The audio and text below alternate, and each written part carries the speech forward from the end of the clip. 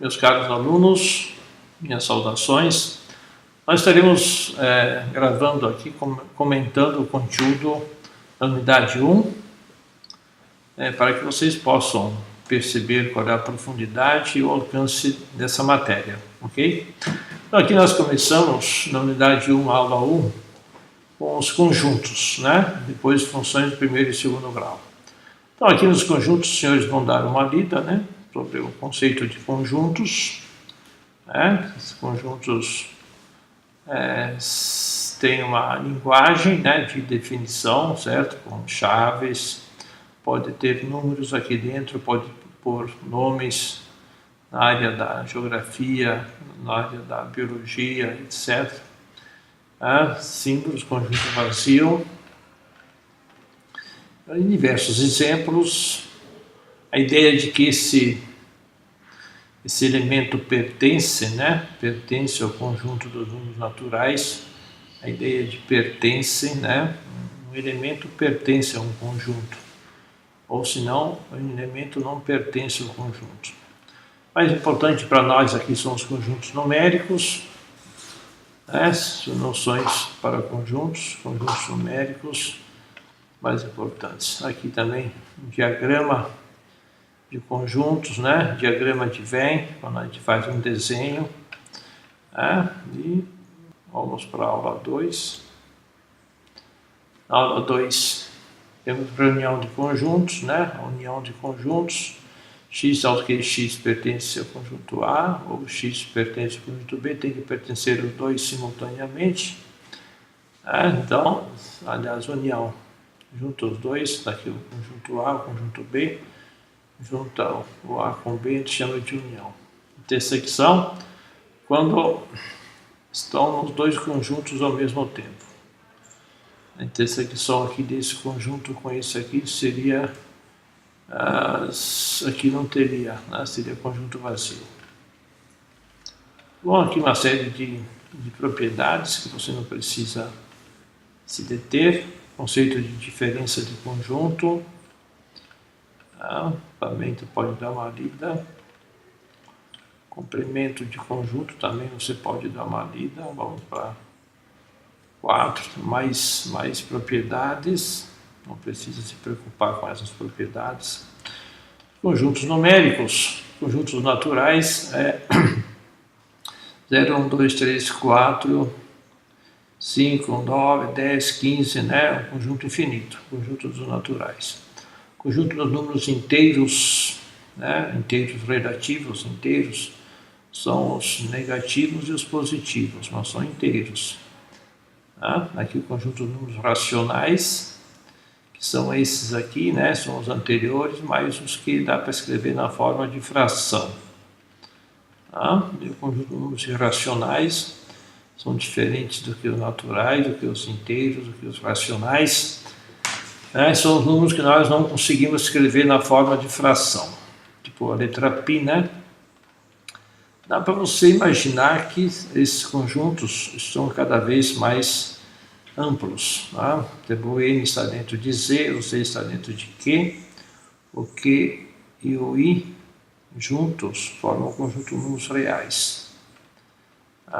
Então, o N naturais, Z inteiros relativos racionais com os irracionais juntos está contido no conjunto de números reais, tá bom? Aí nós temos aqui na aula 4, na página 4, quero dizer, é o conceito de função, cada elemento de A só tem uma única imagem em B, uma noção de função. Esse A aqui tem duas imagens em B, então esse aqui não é função. O A é função, o B não é função. O conceito de função tem que estar um por um. Isso aqui é função porque esse aqui só tem uma imagem e esse A aqui também só tem uma imagem. Note que aqui é conjunto de partida aqui com duas imagens, não é função. E aqui, esse conceito aqui também define função, porque cada um deles só tem uma imagem, mesmo que os dois tenham a mesma imagem. O conceito de função, quando temos uma fórmula que é uma função, ela oferece menos dificuldades na hora da programação. Quando uma função, quando uma relação não é função, ela exige mais cuidados na hora da programação, porque senão o computador trava. Tá? Muito bom, aqui tem uma série de colocações sobre conjuntos. Aqui as funções de primeiro grau são aquelas que são definidas por essa fórmulazinha aqui, y igual a ax mais b. Essa é uma função de primeiro grau em matemática. A e b são chamados de coeficientes, x e y são chamados de variáveis. X é a variável independente, né, livre, e o y é uma variável dependente. E essa função aqui, essa função de primeiro grau, sempre dá origem a retas no plano cartesiano, ou inclinada para a direita ou inclinada para a esquerda. Tá bom? Então, isso aqui dá origem a uma reta, se for fazer o gráfico. Mas isso aqui também dá origem a retas. Bem? Então, tem aqui uma função do primeiro grau. Você dá valores para o x, substitui aqui no lugar do x esses valores, você resolve, calcula os valores do y. E aí aqui tu tem duas colunas, os valores que você deu para o x e os valores que você calculou para o y. Se você levar para o plano cartesiano, dá origem a uma reta, ok? No primeiro grau, dá origem a uma reta. Aqui tem mais uma função. Também você pode dar valores para o x, aí resolve, obtém os valores de y. Aí também dá origem a uma reta aqui. Tá bom? As funções de primeiro grau dão origem a retas. Tá bem? Se esse A for positivo, a reta é inclinada para a direita. Se esse A for negativo, essa reta está inclinada para a esquerda. Mais uma página aqui. A função do segundo grau é uma função que segue essa lei aqui, ó. Y igual a x ao quadrado mais bx mais c. Essa é uma função do segundo grau. A, b e c são as constantes e o x e o y são as variáveis. Aqui também o x é variável independente e o y é variável dependente. Então, esse tipo de função do segundo grau aqui dá origem a parábolas, tá bom? Para você calcular os pontos principais de uma parábola, você tem as raízes, você usa Bhaskara, né? Usa Bhaskara aqui para calcular as raízes. E o vértice aqui, você usa essas duas formulazinhas. O vértice é esse ponto aqui no meio aqui. As raízes é onde a parábola corta o eixo x. Aqui, ó. x1 e x2. E aqui no meio aqui o vértice. Tem um exemplo aqui embaixo bem feito. Mas quando é parábola tem que usar Bhaskara. A fórmula de Bhaskara que ele fala aqui. Certo? Um exemplo aqui. Tem essa função do segundo grau. Função quadrática. Que dá origem a uma parábola. Para isso você tem que calcular as raízes. As raízes aqui, ó, onde corta o eixo x, são as raízes. E o vértice aqui, ó. Então, ele calculou o delta aqui com a fórmula de Bhaskara.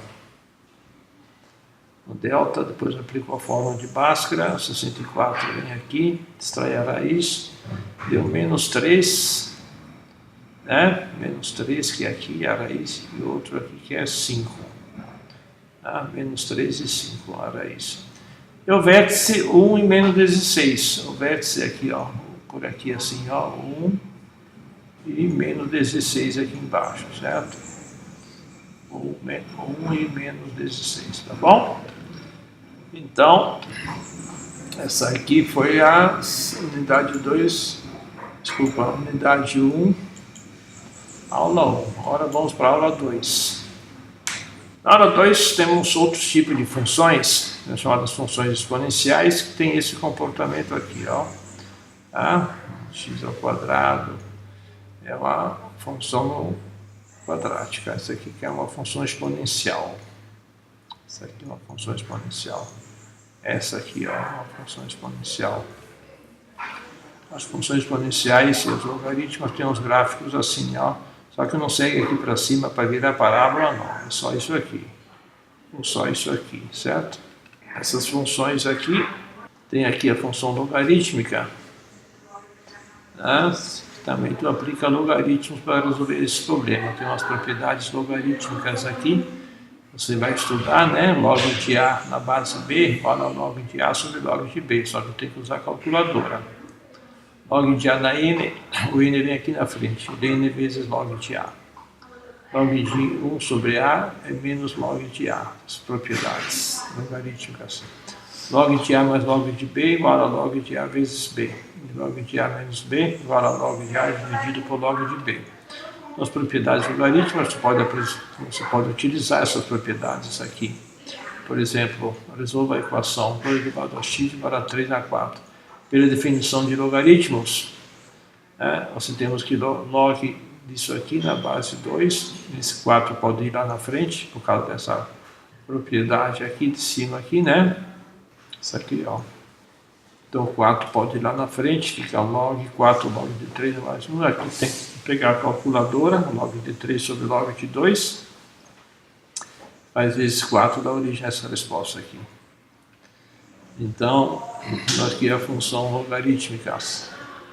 Função logarítmica. Né? Diferente um pouco do exponencial, né?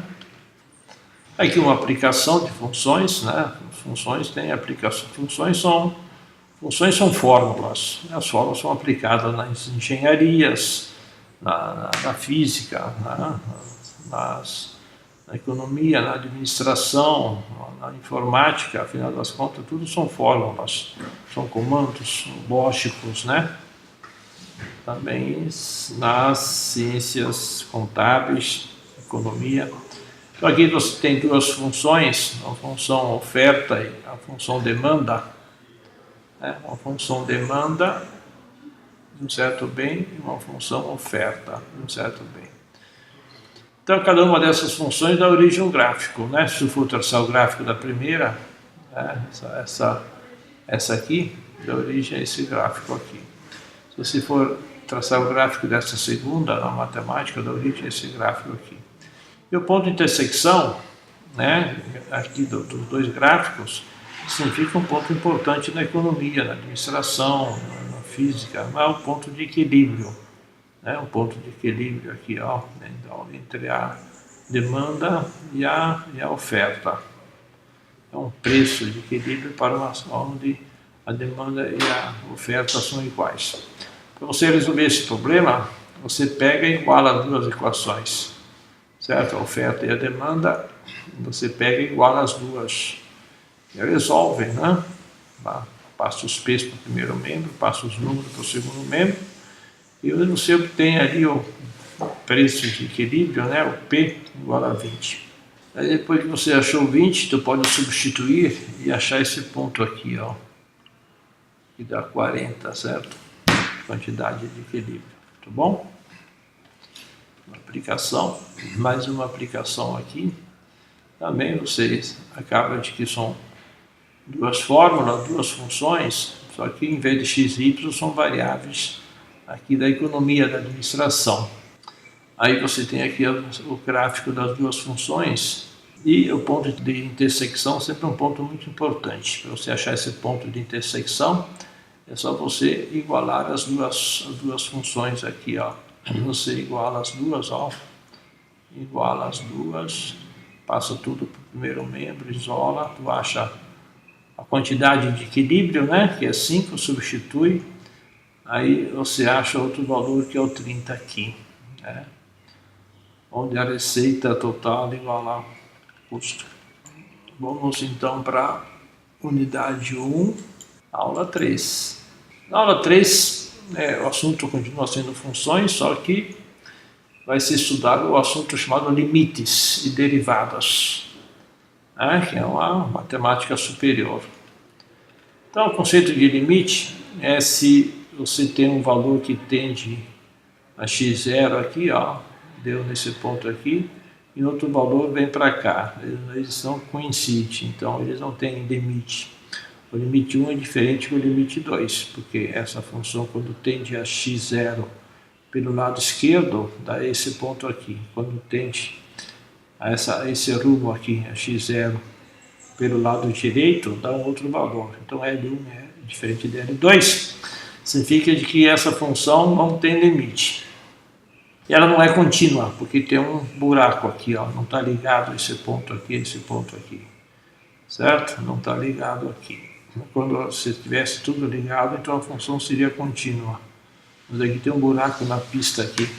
Para ser contínua, o L1 tem que dar igual ao L2, tá bom? Aqui tem os comentários sobre o conceito de limite. Então você pode tender a x pela direita, aqui assim, ó. Pode tender a x pela esquerda, tá? Pela direita, tá? Digamos chamar L1 pela direita aqui, né? Pela direita aqui, vou chamar de L1, e pela esquerda, aqui, ó, vou chamar de L2. L1, L2, né? Se isso aqui desse igual, a gente teria que a função tem limites, mas não é o caso. Existência do limite num certo ponto, né? Tem alguma função tem limite quando pode ter limite pela esquerda, pode ter limite pela direita, mas a função no seu todo pode não ter limite. Pode ter pela esquerda, quando tende a x pela esquerda, pode ter quando tende pela direita, mas se as duas respostas não derem iguais, então a função não tem limite. Mas nesse caso aqui, na teoria aqui, está dando um L e L, então essa função genérica aqui tem limite. Muito bem, então tende pela direita, positivo, e tende pela esquerda, negativo, né? Aqui em cima, aqui, ó, chegar perto de x pela esquerda, ou chegar perto de x pela direita, é a ideia de limite, né? Tende, a palavra tende aqui é importante. Muito bom, então você tem aqui uma função ela é contínua quando acontecem três coisas. Tem que ser pela direita, tem que dar a mesma resposta do que pela esquerda, e se você pegar o valor e substituir na função, também tem que dar a mesma resposta. Tem que dar três coisas iguais. Vamos ver aqui. Então aqui as três coisas. A continuidade de uma função, quer dizer, a continuidade quando tudo é ligado. Aqui não é contínua não, tem um buraco aqui.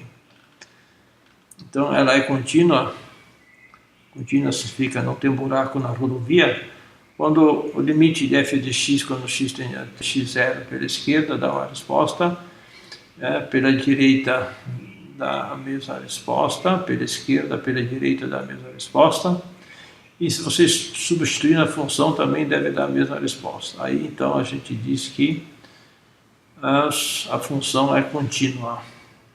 Tá?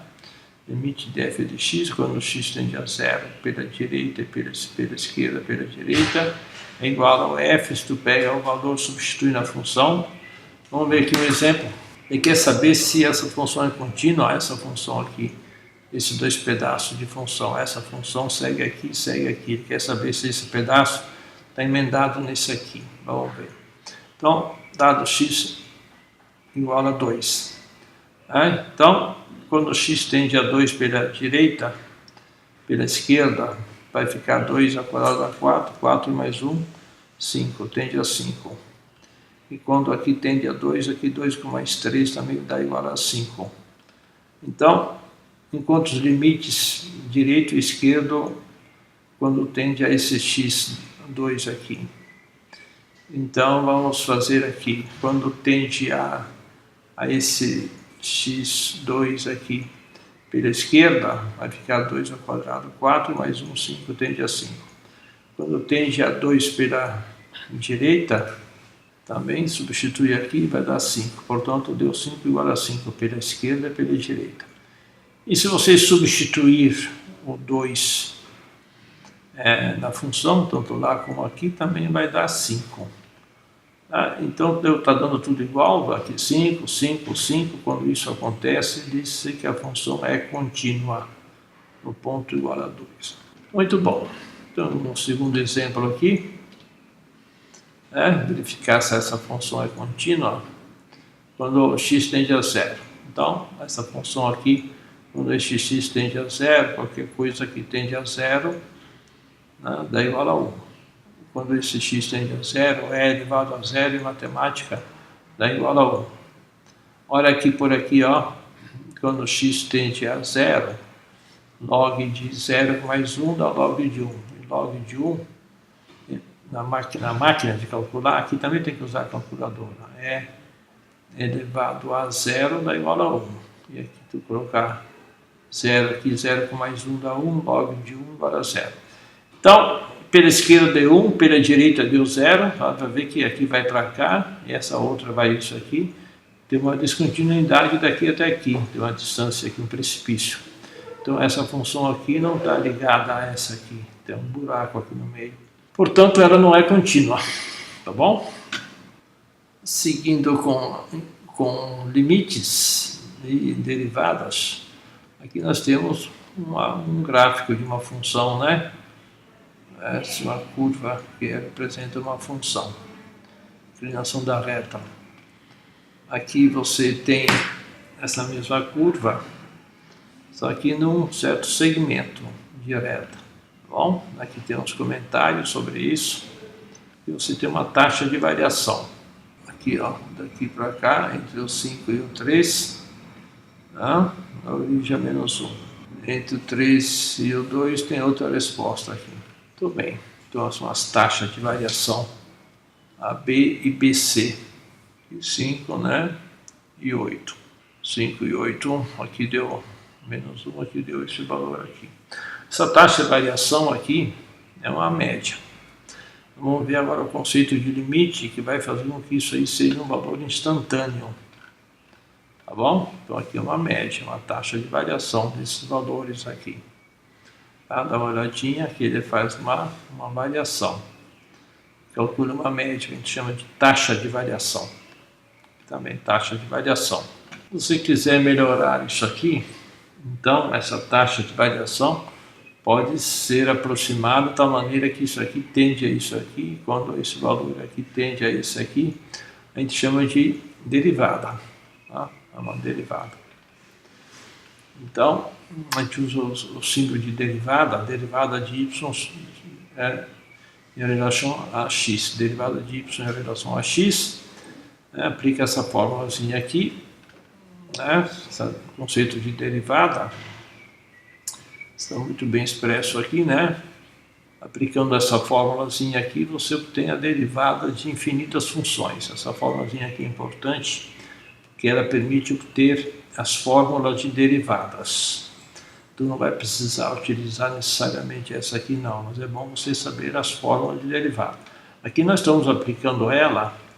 Estamos vendo que a derivada dessa função aqui, aplicando essa formulazinha, a derivada dessa função aqui dá 3x ao quadrado.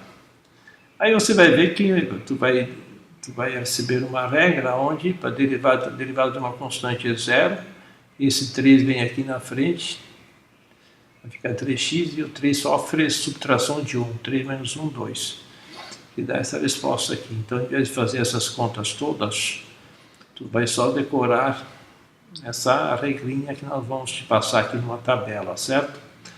Mas essas fórmulas vêm da aplicação desse formulão aqui. Você pode aplicar essas fórmulas de derivadas, nós acabamos de ver aqui, e encontrar as soluções. Tem muita maneira de você indicar que tu está calculando a derivada. A derivada é uma taxa de variação instantânea, né? Antes era uma taxa média de variação. A derivada calcula uma taxa instantânea de variação. Então, a gente pode usar esse símbolo aqui para derivada, pode usar o f', né? Pode usar o y'. Quando é linha, uma linha significa a primeira derivada, certo? F' ou y'. A primeira derivada. A derivada disso aqui, o 3 vem aqui na frente, e o 3 menos 1 fica 2, estamos aplicando uma formulazinha de derivada. Aqui tem uma tabela de derivadas que é bom você saber. Então, quando você tem uma função constante, tipo assim, y igual a 8, a derivada de 8 é 0. Quando você tem uma derivada tipo aquela que nós estamos vendo aqui em cima, x ao cubo, Tá? 1x ao cubo, o 3 vem aqui na frente e subtrai 1 daqui. Então, tu está aplicando essa regrinha aqui, ó. O expoente vai lá na frente, vem aqui na frente e o expoente sofre subtração de 1. Então, quando tiver uma coisa parecida com essa aqui, com números, tu tem que derivar com essa fórmulazinha aqui. Quando tiver uma fórmulazinha, uma coisa parecida com essa aqui, com número para derivar, achar o y', o f', o y', tu tem que usar essa fórmulazinha aqui. Quando tu tiver uma coisa parecida com essa aqui para derivar, tu tem que usar isso aqui. Quando tiver uma raiz quadrada, bom seria tirar do radical e usar isso aqui mesmo. Ou deixa dessa maneira e aplica essa fórmulazinha aqui. Então, a constante, derivada de uma constante é zero. É uma constante, um número qualquer. Polinômio, a derivada é essa aqui. É um x elevado a n. Você põe em linha, significa que tu vai derivar. Derivada disso aqui é isso aqui. Derivada disso aqui, isso aqui. Derivada disso aqui, isso aqui. Para vocês aqui no curso de Economia e Administração chega a essas fórmulas. Muito bem. Então, aqui tem umas aplicações. Né? Qual é a derivada dessa função aqui? Tu já viu que o 75 vai lá para frente e sofre 75 menos 1, que dá 74. Né? Estamos usando essa fórmulazinha aqui, ou essa aqui, certo? Para derivar isso aqui. Estamos usando x elevado a 75, estamos usando essa fórmulazinha aqui, essa aqui. Ou, escrita de uma outra maneira, essa aqui. Tá? Muito bem, aqui ele explica bem. Outro exemplo aqui. Bom, 27 é uma constante derivada é zero. Isso aqui, o 2 vem aqui na frente, vai ficar 2x. Aqui o 2x. Aqui vai o x, o 2 vem aqui na frente e subtrai-se 1 aqui desse 2 aqui, vai ficar 2x. Então, aplicando essa fórmulazinha aqui, né? Ou essa aqui. E o x dá 3, então isso aqui dá 0, isso aqui dá 2x. Tá aqui. Esse 3 vem aqui na frente, subtrai-se 1 ao expoente, vai ficar x ao cubo, fica 3x ao quadrado. Tá bom? Então, mesma coisa aqui, qual é a derivada dessa função? Tu já sabe que o 3 vem aqui na frente, vai ficar 3 vezes 7, 21, e aqui 3 menos 1, 2. 21x ao quadrado. A derivada disso aqui, o 2 vem aqui na frente, simplifica o 2 com 4, fica 2 de baixo. O 2 vem aqui na frente e aqui fica 2 menos 1, que dá 1. E aí fica desse jeito aqui mesmo, x sobre 2. A derivada de 6x fica menos 6, porque aqui quando o x não tem expoente, o expoente é 1, vai ficar 1 vezes menos 6, dá menos 6. E 1 menos 1 dá 0, x elevado a 0 dá 1, 1 vezes 6 dá 6. E uma constante sozinha derivada é 0. Para te ajudar a fazer essas derivadas, tu entra lá no YouTube e tecla simplesmente derivação de funções, derivadas de funções. Aí você vai ver ele trabalhando, explicando para você ter 1000 casos desses aqui para te facilitar a vida, certo? Então aqui também, qual é a derivada dessa função aqui? Bom, e elevado a x, a derivada é ele mesmo, nem muda. Então, aqui, a derivada de e elevado a x fica ela mesma. E a derivada do logaritmo natural de x, só veio aqui na fórmula, o logaritmo natural de x, a derivada é 1 sobre x. 1 sobre x. E assim por diante, né? Tu vai analisando aqui, né? Tu vai ter aí diversas derivadas aqui que tu vai poder resolver. Isso aqui também tu pode tirar do radical e derivar, que fica mais fácil. Exemplificando aqui e resolvendo. Vamos ver aqui. Derivada de ordem superior significa que tu vai derivar diversas vezes. Então você deriva uma vez, depois deriva mais uma vez, depois se quiser mais uma vez, depois se quiser mais uma quarta vez. Então tu vai derivando as funções quantas vezes você quiser. A gente chama isso de derivada de ordem superior. Então aqui você derivou uma vez aqui, né? O 3 veio aqui na frente, 3 vezes 7, 21. Tá? 21x ao quadrado, 3 vezes 7, 21. O 2 vem aqui na frente, depois vem aqui. Aí você tem essa função aqui, aí tu pega essa função aqui e deriva novamente. A derivada segunda dessa aqui, da origem é essa aqui, né? 2 vezes 21 dá 42. Aqui tu deriva novamente isso aqui, dá isso aqui. Derivada de x é 1. E o 6 aqui desaparece. Aí tu pega isso aqui, que está aqui, deriva novamente, até aqui que deu 0. Tá?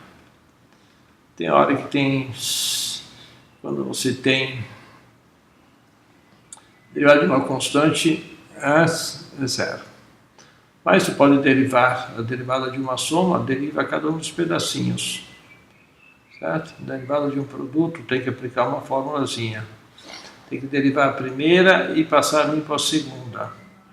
Aí tem que derivar a primeira e tem que deixar a primeira como está, porque tu já derivou aqui, e derivar a segunda, certo? Se é um produto, tem que aplicar essa formulazinha aqui. A derivada de um quociente, não é de números não, viu? É de expressões com letras. Aí tem que aplicar essa fórmula complicada aqui, tá? do quociente. Tá? Tem alguns exemplos aqui. Então tem que derivar aqui de uma soma. Deriva esse pedacinho aqui, que está aqui, e deriva esse pedacinho aqui, que está aqui. Uma soma. Quando é uma soma, deriva cada um dos pedacinhos. Quando for multiplicação, não. Deriva o primeiro pedaço e deixa como está o segundo. Passa limpo. Depois deixa o primeiro como está e deriva o segundo. Também isso aqui complicado, mais complicado. Então aqui é um produto.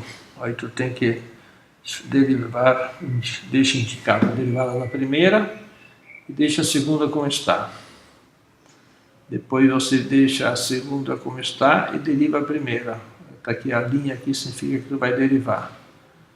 Então, a derivada da primeira, 2x, fica x ao quadrado, fica 2x. E a segunda tu passa limpo.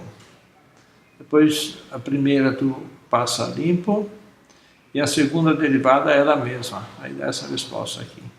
Aqui tá bom, se tu quiser colocar aqui o EX em evidência, aí fica desse jeito aqui. E aqui agora uma desse tipo complicado aqui, ó. Tá? Desse tipo complicado aqui. Tu vai ter que...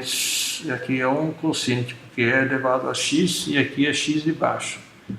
Tá? Tu pode, se quiser, escrever isso aqui, passar o seu x para cima, fica x a menos 1. Aí vira um produto daí, né? Vira um produto. Então, derivada da primeira, vezes a segunda, depois deixa a primeira como está, e deriva a segunda, e vai dar essa resposta aqui. Quando tu pode fazer usando a derivada aqui, usando a segunda fórmula. Bem, aqui temos aqui outras complicações maiores, a regra da cadeia, e algumas funções são complicadas, aí tu tem que derivar ela e depois novamente o que está dentro dela. Tem que derivar 2 vezes a função. Tipo assim, tu deriva isso aqui, depois deriva o que está aqui dentro. Tira isso aqui do radical, né? Deriva isso aqui, depois deriva o que está aqui dentro. O que está aqui dentro derivando, né? Derivar isso aqui, que é esse 3x ao quadrado mais 7. Mas antes disso tem que derivar esse radical aqui. Tá? São derivadas. Muito bom. Então, vamos para a unidade 1, aula 4. E crescimento e decrescimento de funções. Então, a função crescente, aqui cresce, aqui decresce, e aqui cresce novamente, certo? Aqui é crescente, aqui é decrescente, aqui é decrescente. Aqui é crescente. Então, nesse tipo de funções, você pode, máximo e mínimo de uma função, aqui é um ponto de máximo, aqui é um ponto de mínimo. É uma maneira de você calcular esses pontos aqui, e esse ponto de inflexão aqui, e é um ponto onde a boca deixa de estar virada para baixo e passa a ser virada para cima. Esse ponto aqui, certo? Aí é para vocês descobrir quais são os pontos estratégicos, esse aqui. Você tem uma regra aqui, pede para você fazer a primeira derivada. Você deriva igual a zero. Você pega, deriva igual a zero. Aí depois que tu derivou igual a zero, você resolve. Calcula dois valores. Igual a zero, você resolve a equação, tu calcula os valores. Esses valores aqui, quando dão menor do que zero, nesses pontos aqui, tu derivou, deu dois valores. Aí, esses dois valores, na segunda derivada, é que tu vai saber se é ponto de máximo e de mínimo. Tá? Derivou uma primeira vez, igual a zero, e depois tu deriva novamente. Se der menor do que zero, aquele valor é um ponto de máximo. Se der maior do que zero, aquele valor é um ponto de mínimo. Então aqui tem um exemplo, tem essa função aqui, aí você deriva ela uma primeira vez. Você derivou, né? O 3 vem aqui na frente, o 2 vem aqui na frente, deu isso aqui. Você pega essa aqui igual a zero e calcula as raízes, dá esses dois valores aqui, certo? Aí você pega a segunda derivada, que é essa aqui, pega essa segunda derivada e pega esses valores e substitui aqui. Quando tu põe aqui o 1 aqui, vai ficar 6 vezes 1, 6, menos 12 dá menos 6. Menos 6, menos 6. Então esse 1 aqui deu negativo, um ponto de máximo. E depois tu pega o 3, põe aqui, 6 vezes 3, 18, 18 menos 12, né? Dá mais 6, deu positivo, então esse aí é um ponto de mínimo. Então, 1 é ponto de máximo, porque deu negativo. E 3 é ponto de mínimo, porque deu positivo. É a regra. Essa é a regrinha chata. O ponto de inflexão, tu pega a segunda derivada, pega essa segunda derivada aqui para achar esse ponto de inflexão, pega a segunda derivada igual a zero. Esse 12 vai para o outro lado, e o 6 multiplica, passa para o outro lado, divide, 12 por 6 dá 2. Então 2 é o ponto de inflexão. Aí você tem esses pontos que nós calculamos, certo? Então você traça o gráfico. Então o 1 deu um ponto de máximo, o 3 deu um ponto de mínimo e o 2 o ponto de inflexão dessa função. Para você aprender melhor isso aqui, também tu pode entrar no YouTube e pedir lá sobre derivadas, ponto de máximo e ponto de mínimo de uma função. Aí tu vai ter belas aulas explicando isso aqui. Mas certo é que tu tem a função, tu tem que derivar ela, a primeira derivada igual a zero, né? E na primeira derivada você calcula esses dois pontos. Para saber se é de máximo e de mínimo, tem que pegar esse ponto aqui e substituir na segunda derivada. Se der negativa, é de máximo. Se der negativa, é de máximo. Deu negativo, deu menos 6. E esse aqui, se der positivo, então é de mínimo. Mas tem que substituir para ver. E esse aqui é o ponto de inflexão, que é a segunda derivada que tu pega igual a zero. Certo? Muito bem. Então, isso aqui nós estamos encerrando essa gravação da unidade 1, novamente, para vocês terem uma ideia como é que o assunto se desenvolve e como é que você deve estudar isso aqui.